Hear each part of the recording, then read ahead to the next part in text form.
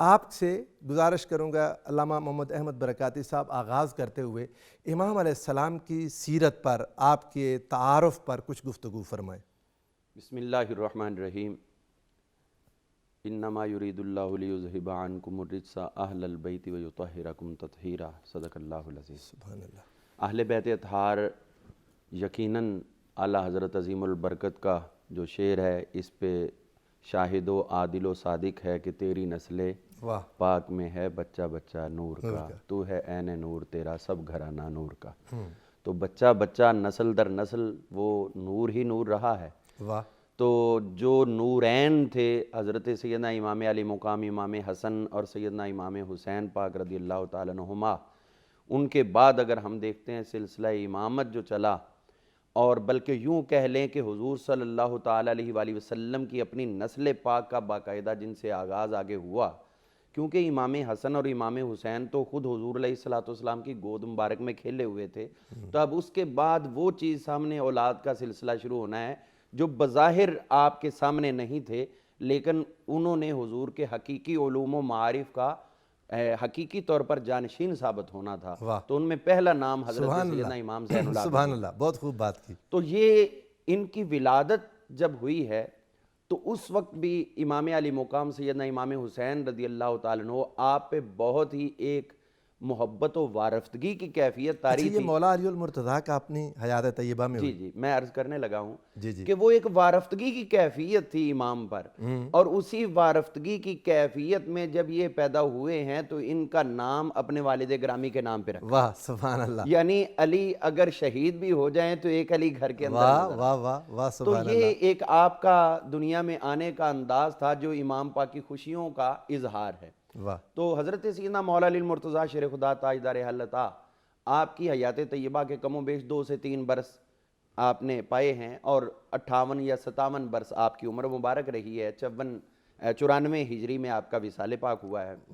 تو اس عمر کو نام کو نسبت تھی حضرت مولا علی پاک سے، واہ سبحان اللہ۔ اور جو آپ کی عمر مبارک ہے اس کی نسبت تھی اپنے والد گرامی امام حسین۔ واہ واہ۔ امام پاک کی عمر بھی 57 برس اور ان کی بھی 57 برس ہوئی۔ تو اس کیفیت میں ہم دیکھتے ہیں کہ یہ جو علوم و معارف چلے تھے وہ اپنے اپنے رنگ میں آپ کے اندر سارے کے سارے جمع ہوتے نظر آ رہے ہیں۔ واہ سبحان اللہ۔ ہم یہ دیکھتے ہیں کہ آپ نے جو حضرت مولا مشکل کشا کی آغوش رحمت میں وقت گزارا، حضرت امام حسن پاک رضی اللہ عنہ آپ کی خدمت میں 10 سال تک جو وقت گزارا، پھر اپنے والد گرامی قدر کی خدمت میں کم و بیش 20-22 برس جو گزارے، اپنے تایا جان کے پاس امام حسن علیہ السلام کے پاس بھی تو 10 برس وہ گزارے۔ اب ہم یہ دیکھتے ہیں کہ جس شخصیت کی تربیت میں اتنی عظیم ہستیوں کا ہاتھ ہو، واہ واہ سبحان اللہ، تو پھر وہی ہے نا وَكَفَّلَهَا زَكَرِيَّا، اللہ اس کو اہمیت دیتا ہے کہ کفالت کر کون رہا ہے۔ تو یہ کفالت جو ہے وہ کرنے والے اپنے اثرات تو چھوڑتے ہیں۔ مربی نعمت جو ہوتا ہے وہ اسی لیے ہوتا ہے کہ وہ نعمت کو آگے جاری و ساری کر رہا ہے۔ سبحان اللہ۔ حضرت سیدنا امام زین العابدین رضی اللہ عنہ سب سے بڑے جو مردوں میں سب سے بڑے گواہ تھے واقعہ کربلا کے، واہ۔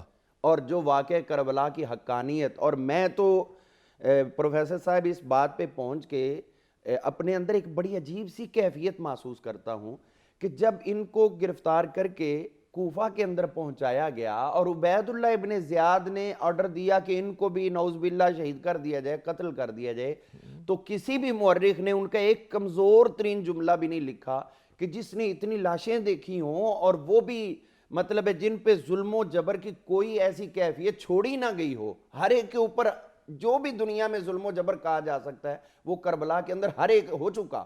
اب اس کے بعد بھی ہم دیکھتے ہیں کہ جب وہ قتل کا آرڈر دیتا ہے تو آپ کے منہ سے صبر و استقامت اور شجاعت و بہادری کا ایک ہی جملہ نکلتا ہے۔ آپ یہ نہیں کہتے کہ مجھے چھوڑ دیں، اب اور کیا چاہیے، میں چھوٹا ہوں، یہ وہ کوئی ایسی لجاجت والی بات نہیں۔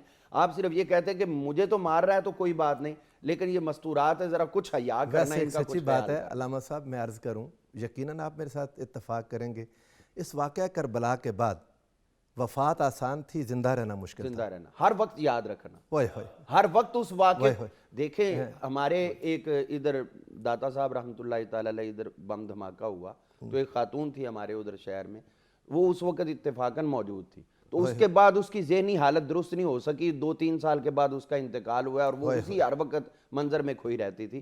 یعنی ایسا کوئی اگر معاملہ آ جاتا تو وہ ذہن سے جاتا ہی نہیں. تو آپ نے تو اتنا کچھ, میں نے عرض کیا کہ حقیقی اس کے موقع پر موجود آپ گواہ تھے, شاہد تھے, اس کے باوجود پوری زندگی آپ کی وہی علی منہاج النبوہ گزری ہے.